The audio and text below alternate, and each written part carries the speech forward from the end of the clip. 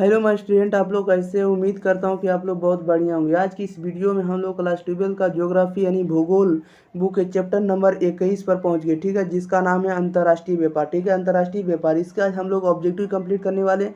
तो आज की इस वीडियो में जो भी ऑब्जेक्टिव बताएंगे सारे आपको एग्जाम में लड़ने वाला ऑब्जेक्टिव रहेगा। ठीक है, इसलिए इस वीडियो को आप लोग शुरू से अंत तक देखिएगा। ठीक है, अगर आप लोग वीडियो को पसंद करते हैं तो वीडियो को लाइक जरूर कर दिया करें, वीडियो को दोस्तों के पास जरूर शेयर करें। ओके, अगर आप लोग चैनल पर पहली बार आते हैं, अगर चैनल को सब्सक्राइब नहीं करते हैं तो चैनल को जरूर सब्सक्राइब कर लिया करें। ओके, ताकि आपको नोटिफिकेशन मिलते रहेगा और इससे रिलेटेड सारे वीडियो आपके पास पहुंचते रहेगा। ठीक है, चलिए तो हम लोग स्टार्ट करते हैं। अगर आप लोगों को आंसर पता है तो 3 से 4 सेकंड के अंदर आप लोग आंसर कमेंट बॉक्स के अंदर बताइएगा। ओके, चलिए हम लोग बढ़ते हैं क्वेश्चन नंबर 1 की ओर। क्वेश्चन नंबर 1 में कह रहा है कि दो देशों के बीच परस्पर व्यापार क्या कहलाता है? बताइएगा, दो देशों के बीच परस्पर व्यापार क्या कहलाता है? तो दो देशों के बीच परस्पर व्यापार क्या कहलाता है? अंतर्राष्ट्रीय व्यापार कहलाता है। ओके, ऑप्शन नंबर बी इधर राइट आंसर हो जाएगा। दो में कह रहा है कि 2006 से 2007 में भारत का सबसे बड़ा व्यापारिक साझेदार देश कौन था? बताइएगा, 2006 से 2007 में भारत का सबसे बड़ा व्यापारिक साझेदार देश कौन था? तो आपका अमेरिका देश था। ओके, ऑप्शन नंबर बी इधर राइट आंसर हो जाएगा, अमेरिका। बढ़ते हैं क्वेश्चन नंबर हम लोग 3 नंबर में। देखिएगा 3 नंबर में क्या कह रहा है। 3 नंबर में कह रहा है आजकल भारत का सबसे बड़ा व्यापारिक साझेदार कौन है? बताइएगा, आजकल भारत का सबसे बड़ा व्यापारिक साझेदार कौन है? तो वह जो आपका एशिया और आसियान है। ओके, ऑप्शन नंबर हो जाएगा सी हो जाएगा। ओके, एशिया और कौन है? आसियान है। ओके, क्वेश्चन नंबर 4 में कह रहा है वर्तमान में भारत का अंतर्राष्ट्रीय व्यापार का सबसे बड़ा साझेदार देश कौन है? बताइएगा, वर्तमान समय में भारत के अंतर्राष्ट्रीय व्यापार का सबसे बड़ा साझेदार देश कौन है? तो सबसे बड़ा साझेदार देश जो है आपका अमेरिका है। ऑप्शन नंबर सीधा राइट आंसर हो जाएगा। ओके, क्वेश्चन नंबर 6 में देखिए, 5 नंबर में देखिएगा क्या कर रहा है। कह रहा है इनमें से कौन पतन नदी पर अवस्थित है? बताइएगा, इनमें से कौन सा पतन जो है नदी पर अवस्थित है? तो नदी पर अवस्थित है कौन सा है? तो कोलकाता है। कोलकाता किस नदी पर है? तो आपका हुगली नदी पर। ओके, बढ़ते क्वेश्चन नंबर हम लोग 6 नंबर पर।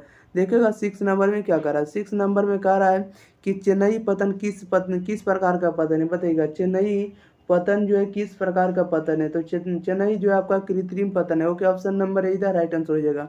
क्वेश्चन नंबर 7 में कह रहा है कि किस दशक के बाद हरित क्रांति में सफलता मिलने पर खाद्यान्नों का आयात रोक दिया गया? बताइएगा, कह रहा है कि किस दशक के बाद हरित क्रांति में सफलता मिलने पर खाद्यान्नों का आयात रोक दिया गया? कब रोक दिया गया? तो यह जो रोक दिया गया 1970 के दशक में। ओके, ऑप्शन नंबर हो जाएगा बी इधर राइट आंसर हो जाएगा। बढ़ते हैं क्वेश्चन नंबर हम लोग 8 नंबर की, ध्यान दीजिएगा 8 नंबर में क्या कह रहा है।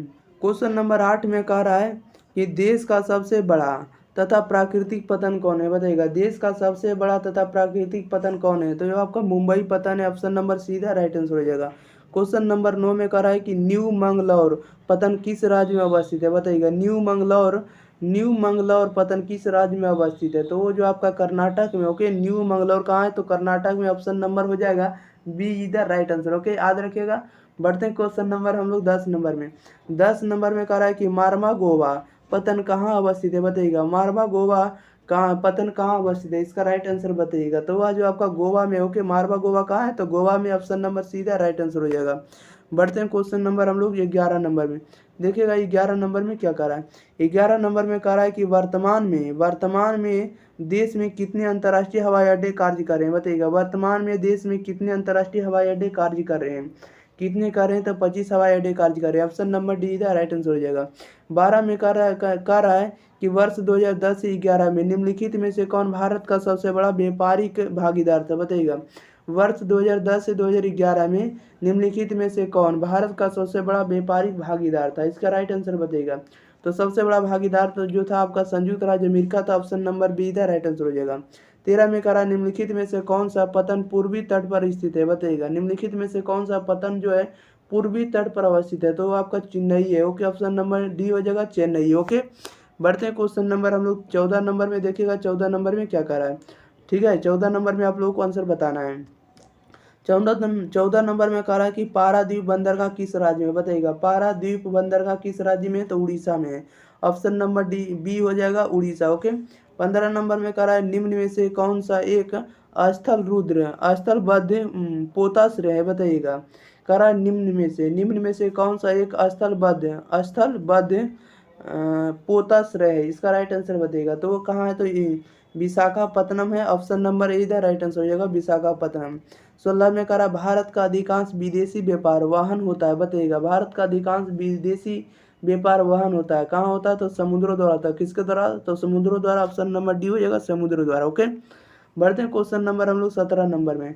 17 नंबर में कह रहा है वर्ष 2003 से 4 में निम्नलिखित में से कौन सा भारत का सबसे बड़ा व्यापारी भागीदार था, बताइएगा वर्ष 2003 से 2004 में निम्नलिखित में से कौन सा भारत का सबसे बड़ा व्यापारिक भागीदार था, कौन सा था तो वो आपका संयुक्त राज्य अमेरिका था। ओके, ऑप्शन नंबर डी इधर राइट आंसर हो जाएगा।